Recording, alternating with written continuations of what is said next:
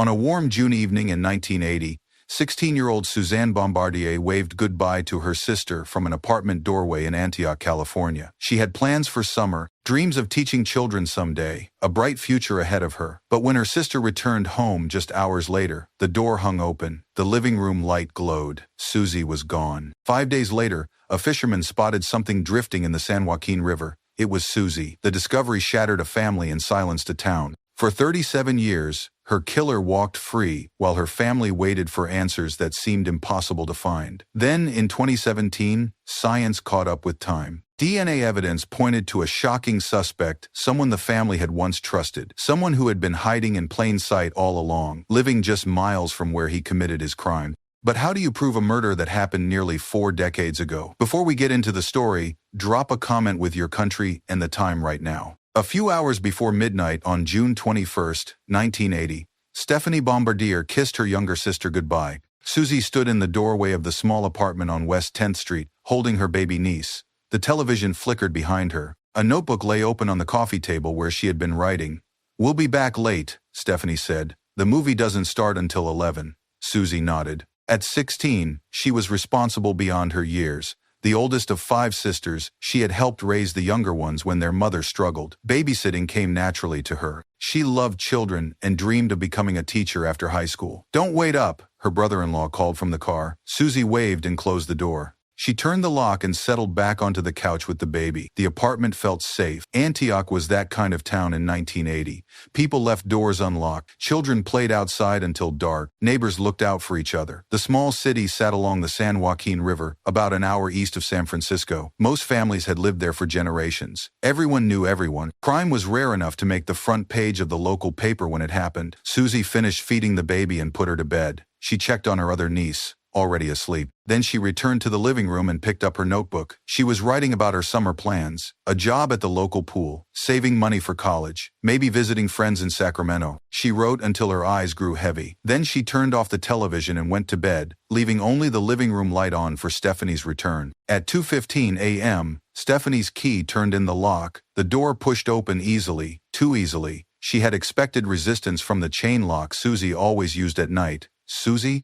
she called softly, not wanting to wake the children. The living room was empty. The television was off, but the lamp still glowed. Stephanie walked down the short hallway to the bedroom she shared with her sister. Suzie's bed was empty. The covers were pulled back as if she had gotten up suddenly. Stephanie checked the bathroom. Empty. She looked in the children's room. Both girls slept peacefully in their cribs. She returned to the living room and noticed the front door. It stood slightly ajar, just enough to let in the night air. Her heart began to race. Suzie would never leave the children alone. She would never leave the door open. Something was wrong. Stephanie woke her husband. They searched the apartment again, then the building's hallways and stairwells. They called Suzie's friends. No one had seen her. No one had heard from her. At 3:30 a.m., Stephanie called the Antioch Police Department. "My sister is missing," she said, her voice shaking. "She was watching my kids. She would never just leave them." The dispatcher asked questions. How old was Suzie? When was she last seen? Had she been upset about anything? Had she run away before? Stephanie answered each question with growing frustration. The police seemed to think Suzie had simply wandered off. Teenagers did that sometimes, but they didn't know Suzie. They didn't know how responsible she was, how much she loved those children. By sunrise, 3 police officers stood in the apartment. They found no signs of struggle, no evidence of forced entry, nothing missing except Suzie herself. Detective Ron Rackley arrived at the West 10th Street apartment as the morning sun climbed over the Antioch Hill. He was 42 years old, a 15-year veteran of the police force. He had worked missing person cases before. Most ended with teenagers returning home, embarrassed but unharmed. But something about this case felt different. Rackley walked through the apartment slowly. He examined the door, the lock, the windows. He studied Suzie's belongings. Her purse was still there, her identification, her money, even her favorite earrings. If she had left voluntarily, she would have taken something. He interviewed Stephanie again, then her husband. Their stories matched perfectly. Suzie had been in good spirits. She had plans for the next day. She was excited about summer vacation. There was no reason for her to disappear. Rackley organized a search. Within hours, dozens of volunteers gathered at the apartment complex. They spread out across Antioch, checking parks, shopping centers, and vacant lots. Police dogs followed scent trails that led nowhere. The local newspaper ran Suzie's photo on the front page. Television reporters arrived from San Francisco. The story spread beyond Antioch's borders. A pretty teenage girl had vanished without a trace from a quiet suburban town. Suzie's mother, sisters, and friends handed out flyers at grocery stores and gas stations. The black and white photo showed Suzie smiling in her school uniform. Below her image, bold letters spelled out, "Missing, Suzanne. Bombardier.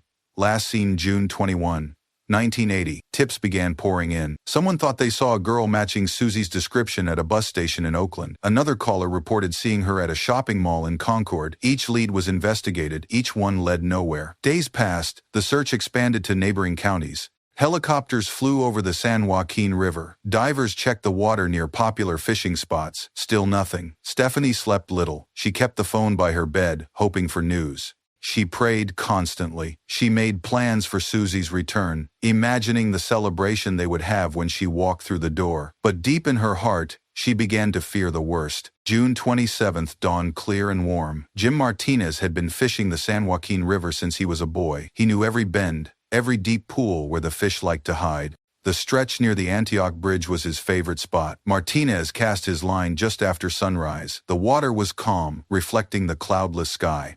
A few other fishermen worked the opposite bank, but the river was mostly peaceful. It was the kind of morning that made him grateful to live in Northern California. Around 7:30 a.m., something unusual caught his eye. About 50 yards downstream, partially hidden by tall grass along the riverbank, something pale floated in the shallow water. At first, he thought it might be a large fish that had died and floated to the surface. But as he walked closer, his stomach turned. The shape was wrong, too large, too familiar. Martinez ran back to his truck and called 911 from his car phone. "I think I found a body in the river," he told the dispatcher, "near the Antioch Bridge. You need to send someone right away." Police and paramedics arrived within minutes. Detective Rackley was among them. He waded into the shallow water and confirmed what everyone feared. The body of a young woman lay partially submerged among the reeds. Even before the coroner arrived, Rackley knew they had found Suzie Bombardier. The scene was carefully photographed and documented. The coroner's team removed the body with gentle precision.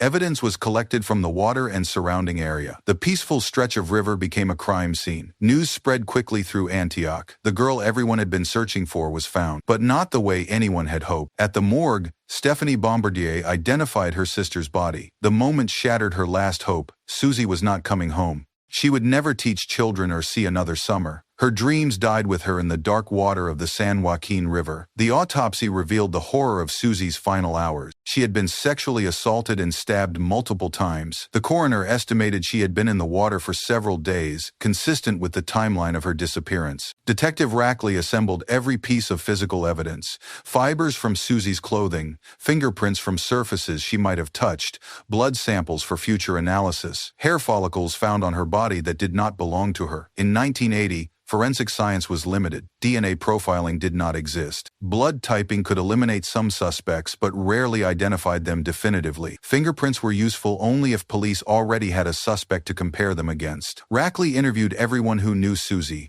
family members, friends, classmates, teachers. He questioned neighbors in the apartment complex. He spoke with store clerks and bus drivers. Anyone who might have seen something unusual on the night she disappeared. Several people mentioned Mitchell Lynn Bacom. He was a former boyfriend of one of Suzie's relatives. He had visited the family occasionally and knew where Stephanie lived. But Bacom had moved away from Antioch months before Suzie's disappearance.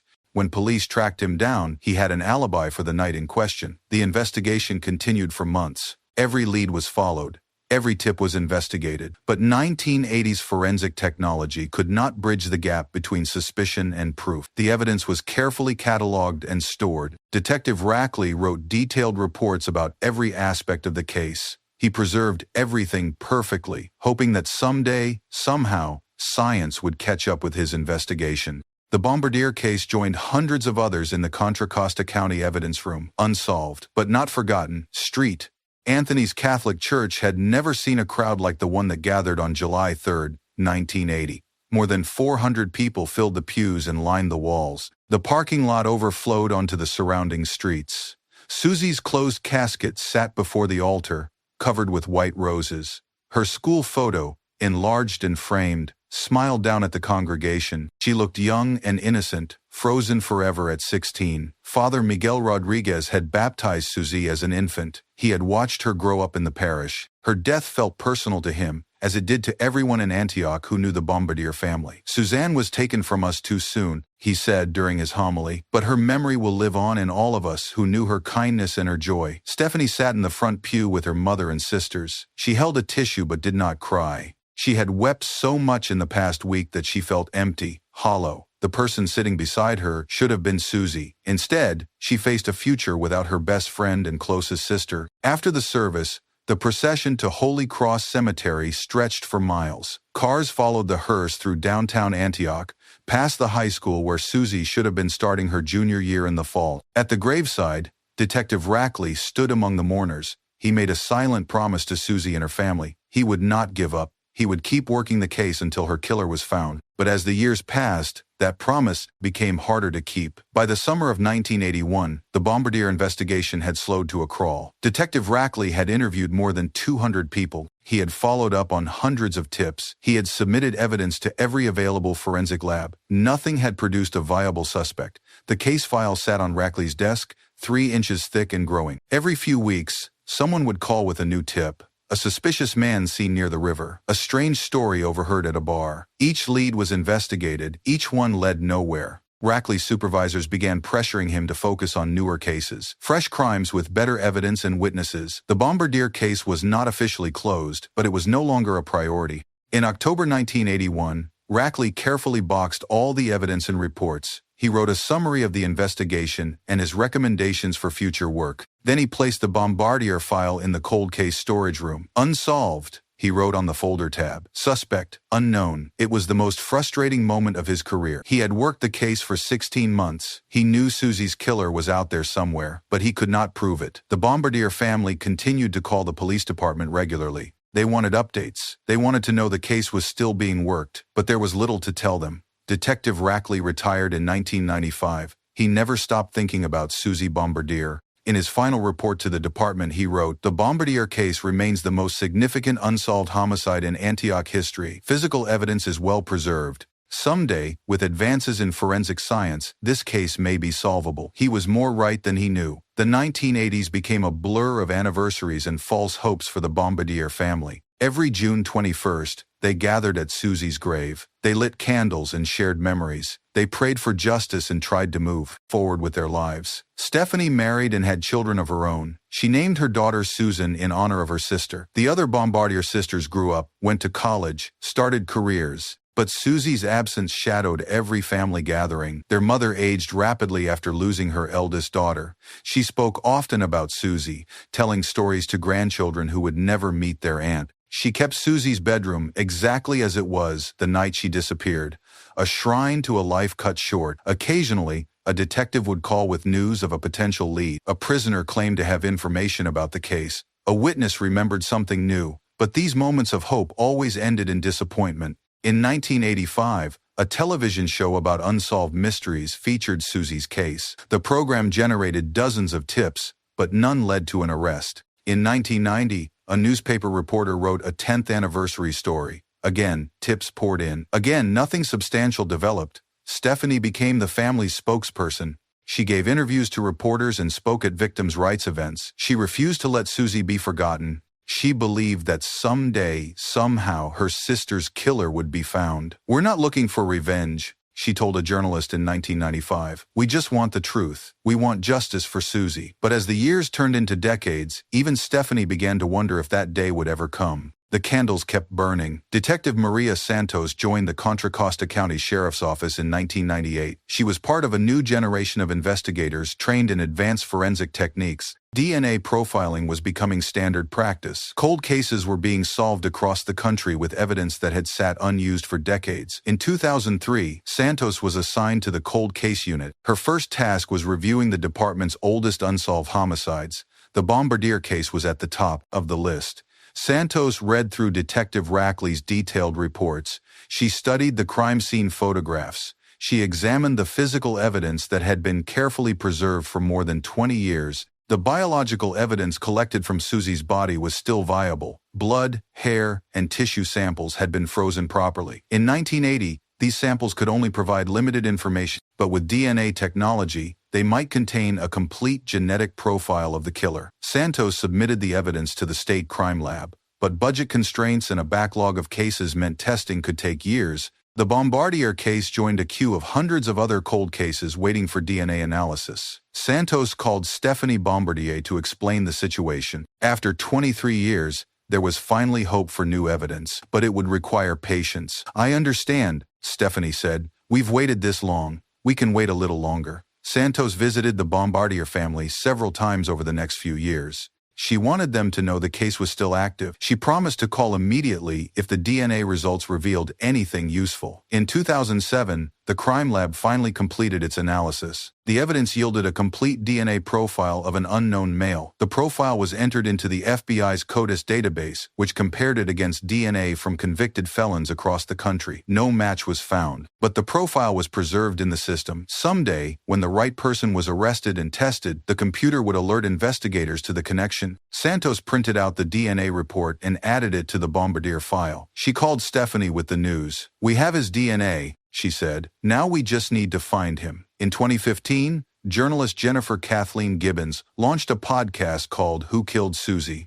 The show examined the Bombardier case in detail, featuring interviews with family members, investigators, and experts in cold case forensics. Gibbons had grown up in Antioch. She remembered the fear that gripped the town when Suzie disappeared. As an adult, she became fascinated by advances in forensic science and their potential to solve old cases. The podcast reached thousands of listeners.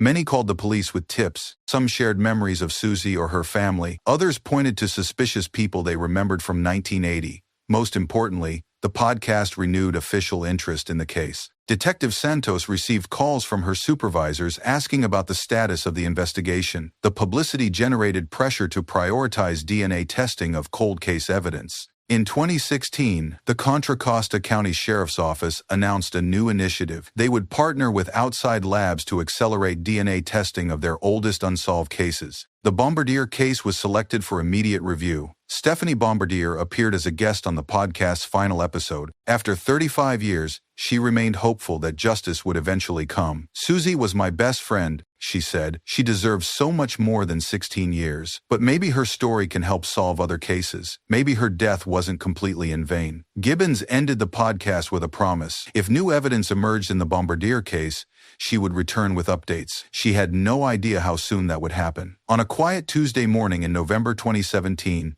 forensic analyst Dr. Rebecca Chen was reviewing overnight results from the CODIS database. Most mornings brought no news. Hundreds of DNA profiles compared against thousands of others with no matches found. But today was different. Her computer screen displayed an alert for case number 80 to 1247, Bombardier, Suzanne. The DNA profile extracted from evidence in 1980 had matched a sample in the database. Subject: Mitchell Lynn Bacom. Date of birth: March 15, 1954. Convicted sex offender, Dr. Chen. Called Detective Santos immediately. "Maria, you need to get down here right away," she said. "We found him." Santos arrived at the lab within the hour. She stared at the computer screen in disbelief. After 37 years, they had a name. The database record showed that Bacom had been arrested in Nevada in 2014 for failing to register as a sex offender. His DNA was collected as part of his booking process. When it was entered into CODIS, the computer immediately flagged the connection to the Bombardier case. Santos pulled Bacom's criminal history. He had been arrested multiple times for sexual assault and battery. He had a pattern of targeting young women. In 1980, he had lived in Antioch, just miles from where Suzie disappeared. More disturbing, Santos discovered that Bacom had once dated a member of the Bombardier family.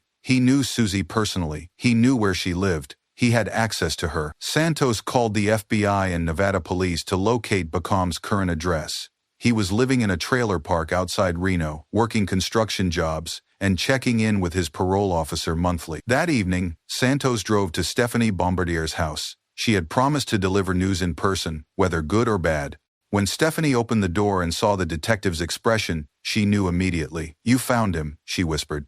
Santos nodded. "We found him." District Attorney Mark Peterson reviewed the evidence on December 10, 2017. The DNA match was solid. The lab results were conclusive. The chain of custody was perfect. Detective Rackley's meticulous evidence preservation in 1980 had made this moment possible. Peterson signed the arrest warrant at 4:30 p.m. The charges: first-degree murder with special circumstances, sexual assault, kidnapping. The next morning, a joint task force of Contra Costa County detectives and Nevada police surrounded Mitchell Lynn Bacom's trailer. He was sleeping when they knocked on his door. Bacom, now 63 years old, did not resist arrest. He seemed confused by the charges. He claimed not to remember anyone named Suzanne Bombardier. He said he had never lived in Antioch, but his lies were meaningless now. Science had spoken. DNA did not forget. Detective Santos read him his rights as television cameras captured the moment. The arrest had been coordinated with media outlets to ensure maximum coverage.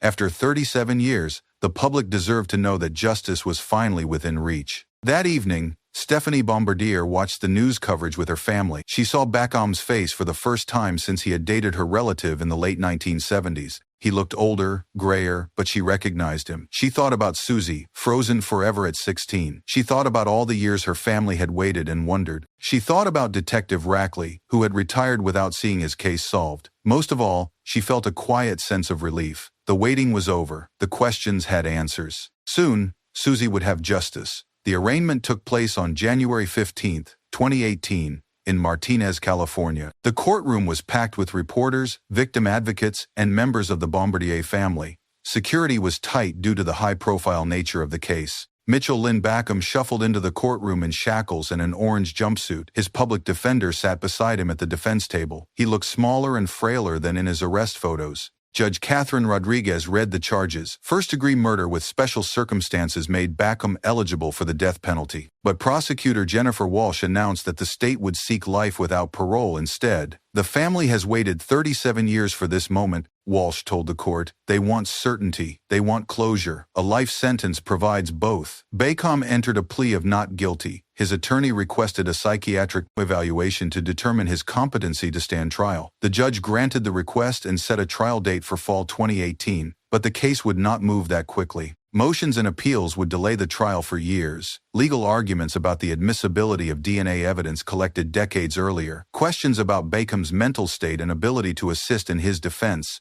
The Bombardier family attended every hearing. They wanted Bacom to see them. They wanted him to understand that Suzie was not forgotten, that her family had never given up hope for justice. After one particularly frustrating hearing, Stephanie spoke to reporters outside the courthouse. "We've waited 37 years, she said. "We can wait a little longer if it means justice is done properly." But privately, she worried about her mother's health. She was 86 years old and growing frail. Stephanie prayed that she would live to see Bacom convicted. March 2020 brought a crisis no one had anticipated. The COVID-19 pandemic shut down courts across California. Trials were postponed indefinitely. The criminal justice system ground to a halt. For the Bombardier family, the timing felt cruel. After waiting nearly 40 years for justice, they faced yet another delay. Bacom remained in jail, but his trial was pushed back again and again. Stephanie's mother passed away in September 2020. She died without seeing her daughter's killer convicted. The funeral was small due to pandemic restrictions.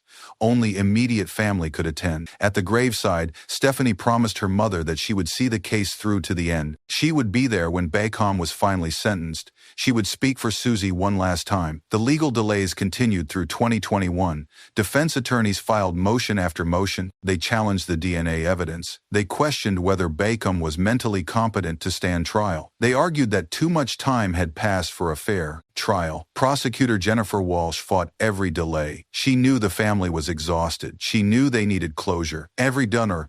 But she also knew that rushing the case could create grounds for appeal. "We're going to do this right," she told Stephanie during one of their regular phone calls. "Suzie deserves a conviction that will stand up forever." In November 2021, Judge Rodriguez finally set a firm trial date, March 2022. No more delays would be granted. The case that began in 1980 would finally reach its conclusion. Jury selection began on February 28, 2022. The process was complicated by the case's notoriety and the passage of time. Many potential jurors had heard about the case through news coverage or the podcast. Others had strong feelings about cold cases and DNA evidence. The questionnaire was 15 pages long. It asked about knowledge of the case, opinions on the death penalty, and attitudes towards sexual assault cases. It explored potential jurors' faith in law enforcement and scientific evidence. Defense attorney Robert Chang wanted jurors who would be skeptical of evidence collected 40 years earlier. He argued that DNA testing was reliable, but the chain of custody could have been compromised over 4 decades. Prosecutor Walsh wanted jurors who understood that justice delayed was not justice denied. She needed people who could focus on the scientific evidence rather than feeling sorry for an elderly defendant. After 2 weeks of interviews, 12 jurors and 4 alternates were selected. They ranged in age from 28 to 64. Most had been children or teenagers when Suzie disappeared. The case was history to them, not a traumatic memory. Judge Rodriguez gave the jury careful instructions about the case. They were to consider only evidence presented in court. They should not research the case online or discuss it with anyone outside the jury room. This case is unusual because of the time that has passed, she said, but your job is the same as in any trial. Listen to the evidence, follow the law.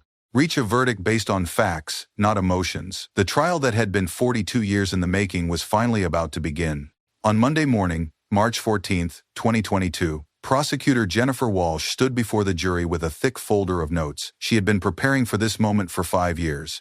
She wanted her opening statement to be perfect. In June 1980, she began, Suzanne Bombardier was 16 years old. She loved children. She wanted to be a teacher. She helped raise her younger sisters.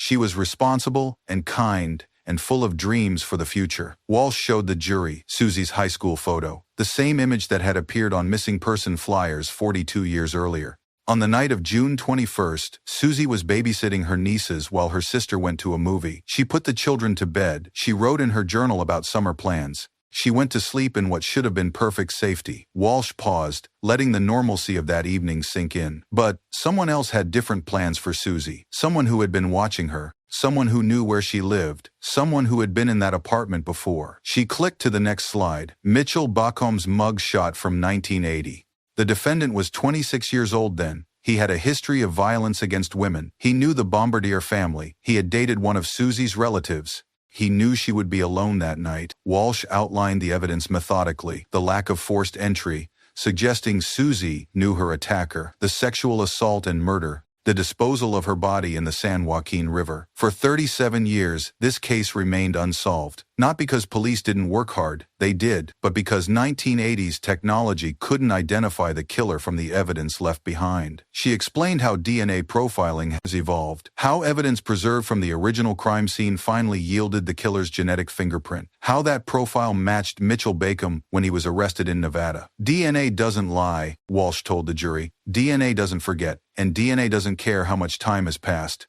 The evidence will show that Mitchell Bacom murdered Suzanne Bombardier in 1980. Justice has been delayed, but it will not be denied. Defense attorney Chang's opening was much shorter. He acknowledged the tragedy of Suzie's death but questioned whether Bacom was truly responsible.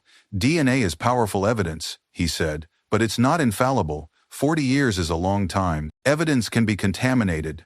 Memories can fade. Witnesses can die. He urged the jury to consider the possibility of error, to demand proof beyond a reasonable doubt, to remember that an old man's life hung in the balance. But as he spoke, Walsh noticed several jurors looking at Bacom with skepticism. They had seen his criminal record during jury selection. They knew about his history of violence against women. The trial would last 3 weeks, but Walsh sensed that the outcome might already be determined. Dr. Rebecca Chen took the witness stand on the 3rd day of trial. She had analyzed the DNA evidence that connected Bacom to the crime. Her testimony would be the centerpiece of the prosecution's case. Walsh guided her through the basics of DNA profiling, how genetic material could be extracted from biological evidence, how that material could be compared to samples from potential suspects, how the probability of a random match was astronomically small. In this case, Dr. Chen explained, we were able to extract a complete DNA profile from evidence collected in 1980. That profile contained 13 genetic markers. When we compared those markers to Mr.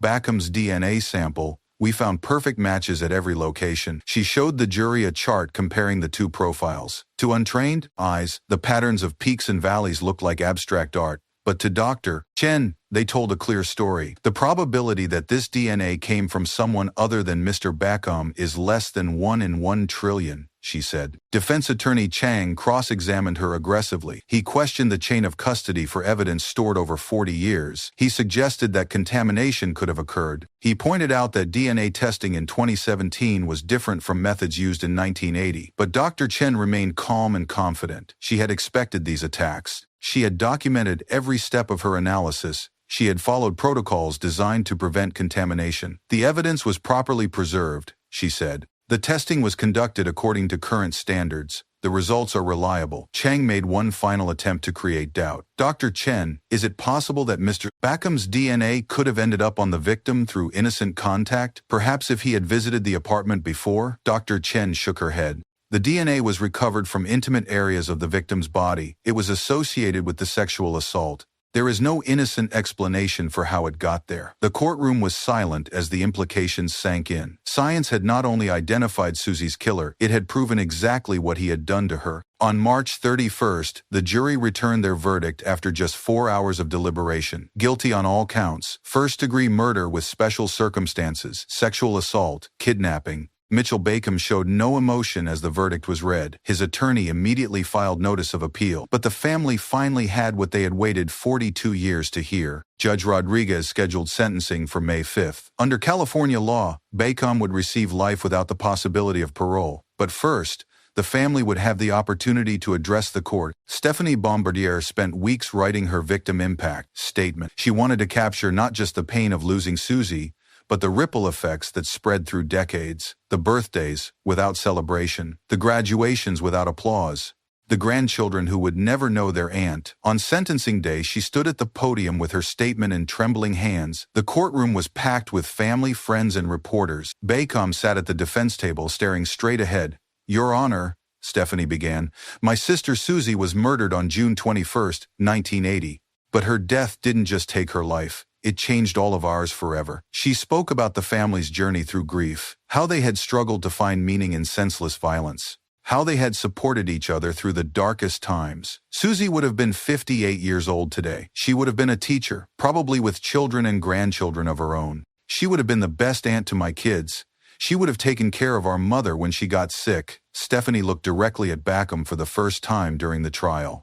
"You didn't just kill my sister. You killed all the joy she would have brought to this world. You robbed us of 42 years of memories we should have had with her." She paused, composing herself. "But you didn't win. Suzie's memory lives on. Her story has touched thousands of people. And today, finally, justice has been served." Judge Rodriguez sentenced Bacom to life without parole. As he was led away in shackles, Stephanie felt a weight lift from her shoulders. The long wait was over. 6 months after Bacom's sentencing, the city of Antioch dedicated a memorial to Suzanne Bombardier near the San Joaquin River bridge. The bronze plaque bore her name, dates, and a simple inscription: "Beloved daughter and sister, justice at last." The dedication ceremony drew hundreds of people, former classmates who were now grandparents themselves, police officers who had worked the case, strangers who had followed the story through news coverage and podcasts. Detective Ron Rackley, now 84 and in a wheelchair, attended with his family. He had spent 15 years thinking about this case after his retirement. Seeing Bacom finally convicted felt like the completion of his life's work. "I never stopped believing this day would come," he told reporters. "I just hoped I'd live to see it." Stephanie spoke at the ceremony on behalf of her family. She thanked the community for never forgetting Suzie. She praised the scientists whose work had made justice possible. She honored the detectives who had refused to give up. "This isn't the end of Suzie's story," she said. "It's the beginning of her legacy. Every time a cold case is solved because of improved technology, she lives on. Every time a family gets answers they thought they'd never have, Suzie's spirit helps them heal." The memorial plaque would remain by the river forever. But more importantly, Suzie's case had become a symbol of hope for other families waiting for answers. It proved that truth could survive decades of silence, that justice, though delayed, could still be served. As the sun set over the San Joaquin River that day, the water reflected golden light instead of dark secrets. The place where Suzie's body was found had been transformed into a symbol of remembrance and redemption. The long wait was finally over, but Suzie's memory would endure forever.